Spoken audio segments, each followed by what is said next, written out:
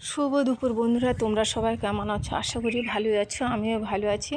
আজকে আমি রান্না তোমাদেরকে দেখাবো, মাছের কালিয়া বানাবো। আজকে ওয়েদারটা একটু ঠান্ডা ঠান্ডা, হাওয়া দিচ্ছে, রোদ উঠেছে কিন্তু একটু ঠান্ডা আছে।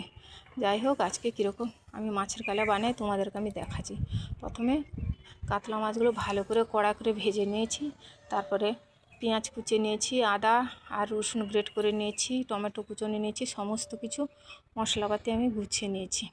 কড়াই বসিয়ে দিয়েছি, কড়াইতে তেল দিয়েছি, তেলটা আমার গরম হয়ে গেছে, ধোঁয়া উঠছে।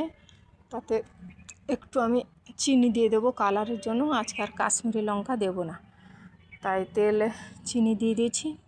5-6টা এলাচ দিয়েছি আর 2টো তেজপাতা, 2টো শুকনো লঙ্কা। একটু ভাজা হয়ে গেলে সেন্টটা বেরোলে পেঁয়াজ কুচনো দিয়ে দেবো। পেঁয়াজটাকে ভালো করে ভাজতে হবে, নাড়াচাড়া করে। পেঁয়াজ ভাজা ভালো হলে তরকারির টেস্টটা আসে ভালো।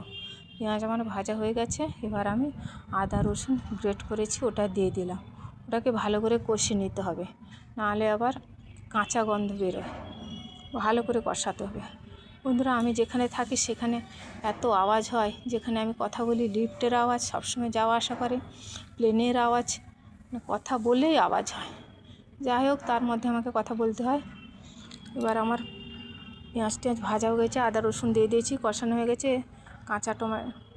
কাঁচা লঙ্কা আর টমেটো কুচনো দিয়ে দিয়েছি।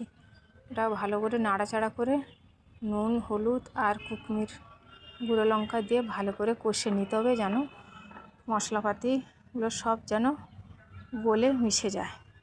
ওতে একটু জল দিতে হবে, নাহলে ওই দানা দানা আছে না, সব মিশে গিয়ে গ্রেভির মতো হয়ে যাবে।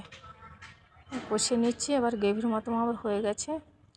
দেখেছেন সুন্দর গ্রেভির মতো হয়েছে, কালারটাও সুন্দর এসছে। এবার আমি জল দিয়ে দিলাম, বেশি জল দেবো না, এটা তো আর ঝোল হচ্ছে না, এটা মাছের কালিয়া, তাই বেশি জল দিলাম না। ঝোলটা আমার একটুখানি ফুটলেই আমি মাছগুলো দিয়ে দেবো। মাছগুলো কড়া করে ভাজা না হলে আমাদের আবার কেউ খায় না, সেই জন্য মাছগুলো একদম কড়া করে ভেজে নিয়েছি। আমার ঝোল ফুটে গেছে, এবার মাছগুলো আমি দিয়ে দিলাম। একটুখানি ফুটলেই আমি নামিয়ে নেব ঘি গরম মশলা দিয়ে।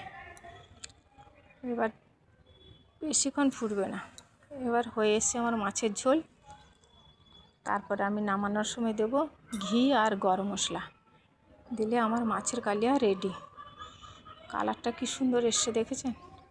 গরম ভাতের সঙ্গে মাছের কালিয়া খেতে খুব ভালো লাগে, আর তার সঙ্গে তো মাছের কালিয়াতে ঘি পড়ছে, আরও দুর্দান্ত লাগবে, সেন্টটাও সুন্দর আসবে। আমার মাছের কালিয়া রেডি।